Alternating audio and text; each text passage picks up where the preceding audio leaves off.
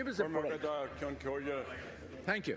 Taoiseach, when I raised with you the issue of water charges yesterday, in your reply to me, you said the government has not taken a decision.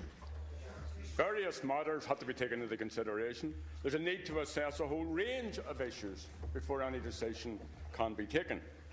You then pulled together an unscheduled cabinet meeting, sent your spin doctors off to the media to give details of a decision that you told the Dáil yesterday you had not taken. And this is the latest in a whole series of decisions in which your government has bypassed this Dáil in favour of governing by press release and media spin. And on each occasion, Taoiseach, you show contempt for the Oireachtas, for the opposition, for your own backbenchers, especially Labour Party backbenchers, but most especially for citizens who will be affected by your decisions. And the fact that you called a special cabinet meeting to deal with these issues is down to the way you're playing catch-up. One debacle follows another debacle, and it's clear that you're trying to kick for touch on this issue, and you're governing by making it up as you go along. So what is very clear that there will indeed be a standing charge as part of the water charge. Now, you promised that citizens would know the cost of domestic water before the election, but they will not know this. They will not know this until they get their bills, which is after the election. So, Taoiseach, would you agree that this water charge is a flat tax, that it's a regressive tax, and that it will impact most negatively on working families? Thank you, Deputy. I agree, Deputy Adams, that... Deputy Higgins, would you mind keeping quiet for a moment? We want to hear the Taoiseach. Thank you. I agree, Deputy Higgins, that... I agree, Deputy Adams, that the imposition of any new charge is always difficult for people.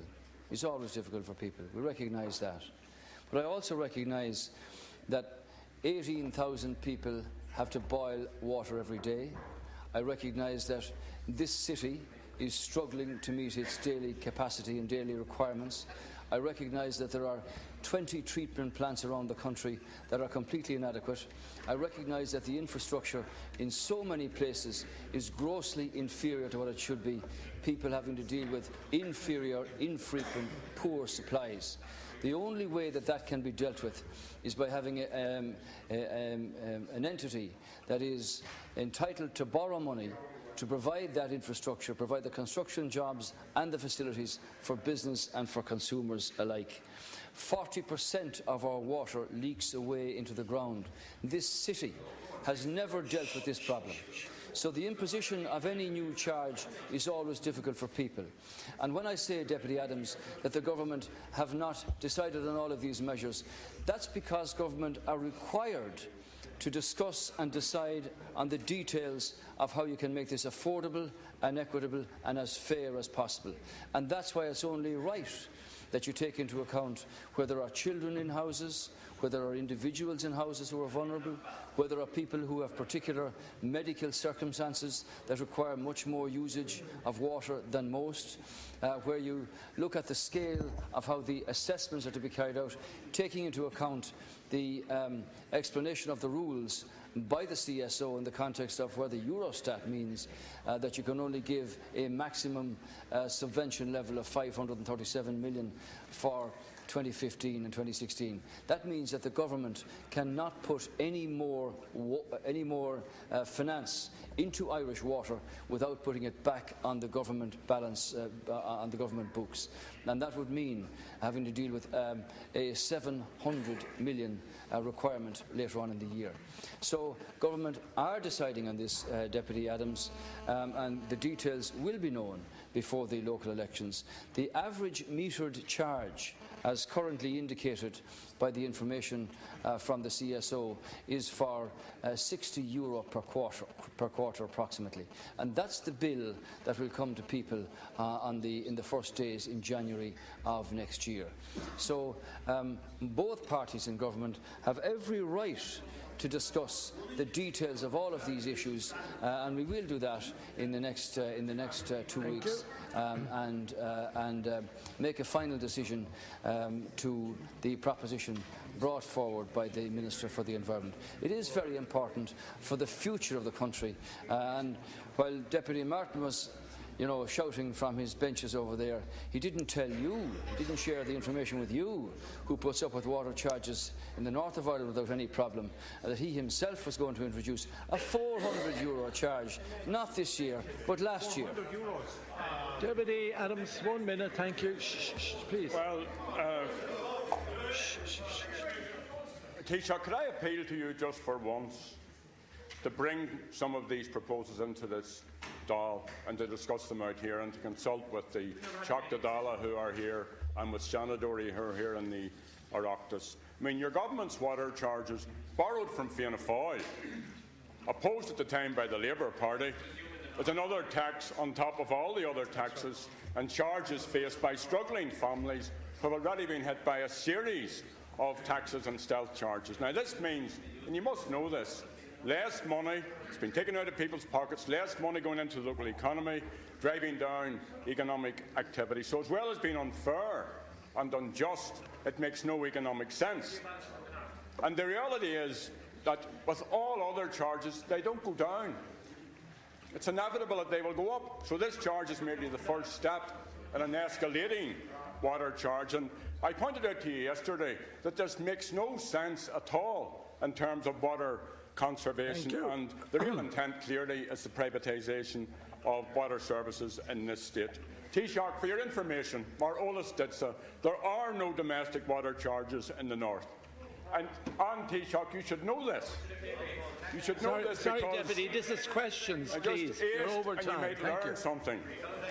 You should know this because the Department of Regional Development in the north had meetings as far back as January 2012 Deputy, please, we're not talking about Northern Ireland. with the Department of the Environment in Dublin, and DRD officials apprised Minister Hogan's department of the system in the north. So, Taoiseach, you have a choice. In the north, Sinn Féin stopped water charges and the privatisation of water services. You could do the same thing in this state. Thank you. You could do that. So, Taoiseach, why don't you do that? Taoiseach, 1 minute, thank you. Well, the average household charge in Northern Ireland, including water, is €980. Sinn Féin.